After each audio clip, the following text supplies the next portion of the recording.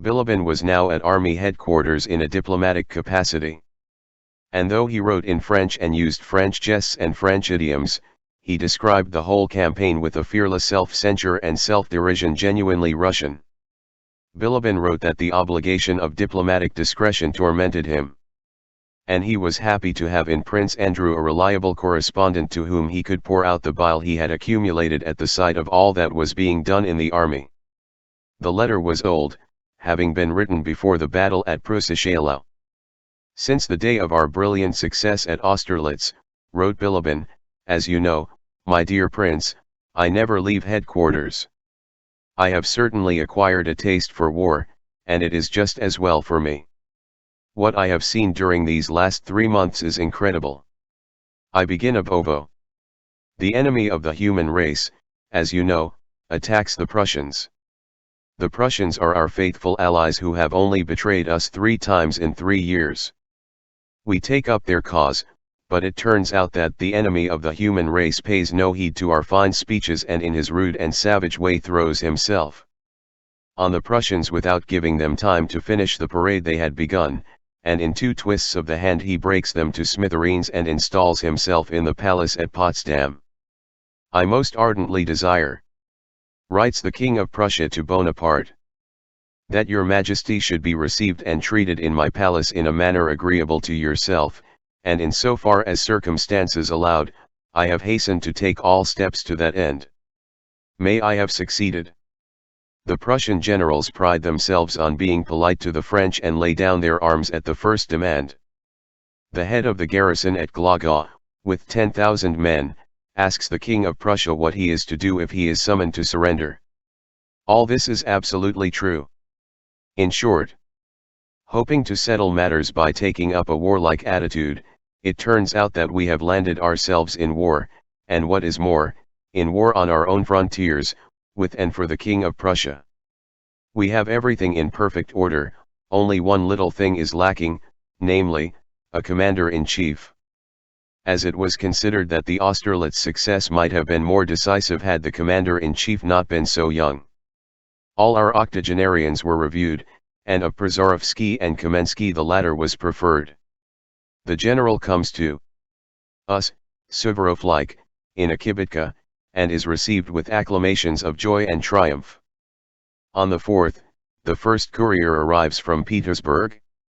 The mails are taken to the field marshal's room, for he likes to do everything himself.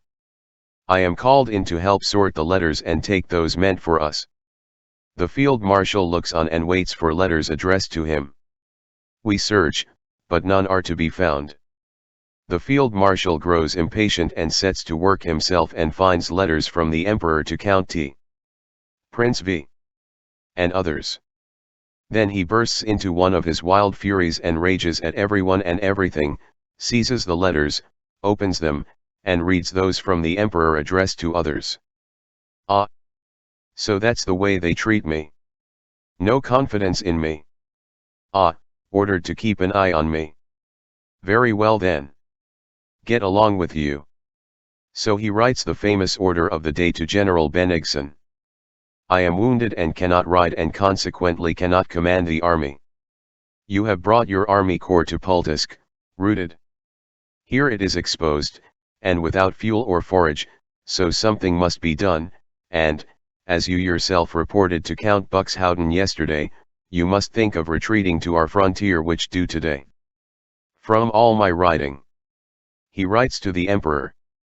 I have got a saddle sore which, coming after all my previous journeys, quite prevents my riding and commanding so vast an army.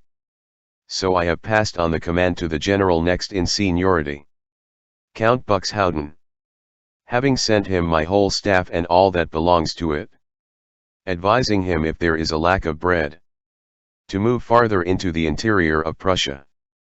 For only 1 day's ration of bread remains, and in some regiments none at all, as reported by the division commanders, Osterman and Sedmareski, and all that the peasants had has been eaten up.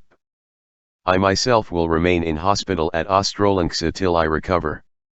In regard to which I humbly submit my report, with the information that if the army remains in its present bivouac another fortnight there will not be a healthy man left in it by spring. Grant leave to retire to his country seat to an old man who is already in any case dishonored by being unable to fulfill the great and glorious task for which he was chosen.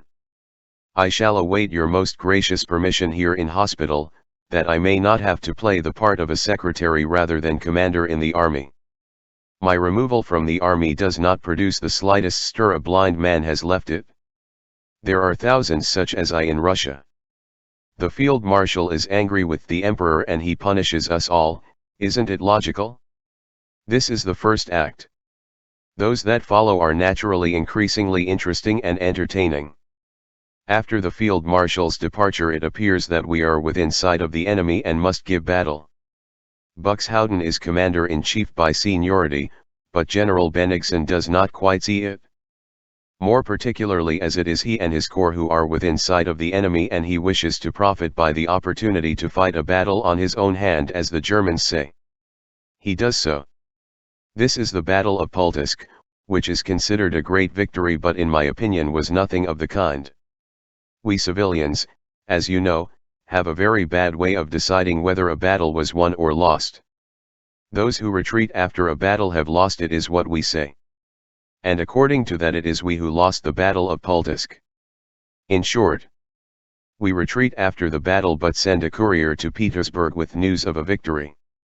And General Bennigsen, hoping to receive from Petersburg the post of commander-in-chief as a reward for his victory, does not give up the command of the army to General Buxhowden.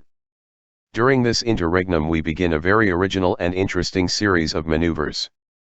Our aim is no longer, as it should be, to avoid or attack the enemy, but solely to avoid General Buxhowden who by right of seniority should be our chief.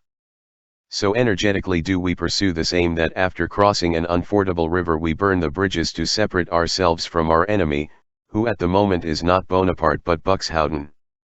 General Buxhowden was all but attacked and captured by a superior enemy force as a result of one of these maneuvers that enabled us to escape him. Buxhowden pursues us, we scuttle. He hardly crosses the river to our side before we recross to the other. At last our enemy, Buxhowden, catches us and attacks.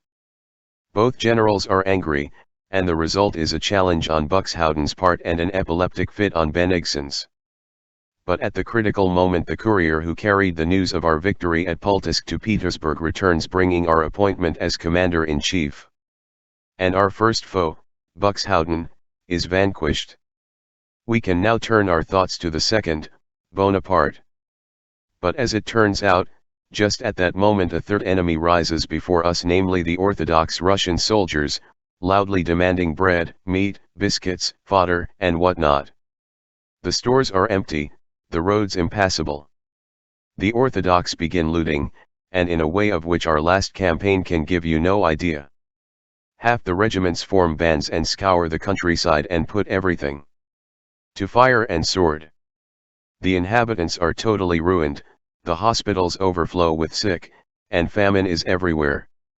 Twice the marauders even attack our headquarters, and the commander-in-chief has to ask for a battalion to disperse them. During one of these attacks they carried off my empty portmanteau and my dressing gown. The emperor proposes to give all commanders of divisions the right to shoot marauders, but I much fear this will oblige one half the army to shoot the other. At first Prince Andrew read with his eyes only, but after a while, in spite of himself. Although he knew how far it was safe to trust Bilibin, what he had read began to interest him more and more. When he had read thus far, he crumpled the letter up and threw it away. It was not what he had read that vexed him, but the fact that the life out there in which he had now no part could perturb him. He shut his eyes, rubbed his forehead as if to rid himself of all interest in what he had read, and listened to what was passing in the nursery. Suddenly he thought he heard a strange noise through the door. He was seized with alarm lest something should have happened to the child while he was reading the letter. He went on tiptoe to the nursery door and opened it. Just as he went in he saw that the nurse was hiding something from him with a scared look and that Princess Mary was no longer by the cot. "My dear," he heard what seemed to him her despairing whisper behind him. As often happens after long sleeplessness and long anxiety, he was seized by an unreasoning panic. It occurred to him that the child was dead. All that he saw and heard seemed to confirm this terror. All is over, he thought, and a cold sweat broke out on his forehead. He went to the cot in confusion, sure that he would find it empty and that the nurse had been hiding the dead baby.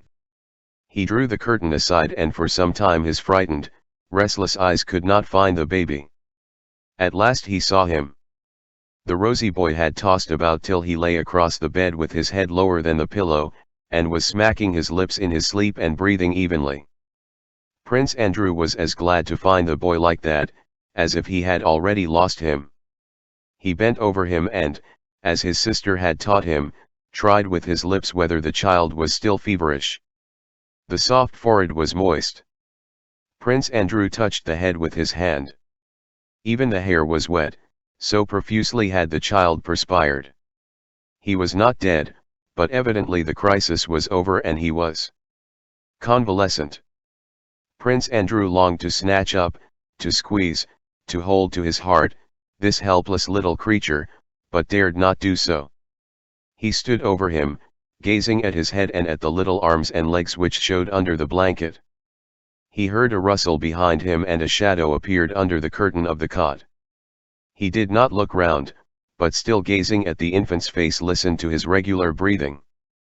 The dark shadow was Princess Mary, who had come up to the cot with noiseless steps, lifted the curtain, and dropped it again behind her. Prince Andrew recognized her without looking and held out his hand to her. She pressed it. "He has perspired," said Prince Andrew. "I was coming to tell you so." The child moved slightly in his sleep, smiled, and rubbed his forehead against the pillow. Prince Andrew looked at his sister. In the dim shadow of the curtain her luminous eyes shone more brightly than usual from the tears of joy that were in them. She leaned over to her brother and kissed him, slightly catching the curtain of the cot. Each made the other a warning gesture and stood still in the dim light beneath the curtain as if not wishing to leave that seclusion where they three were shut off from all the world.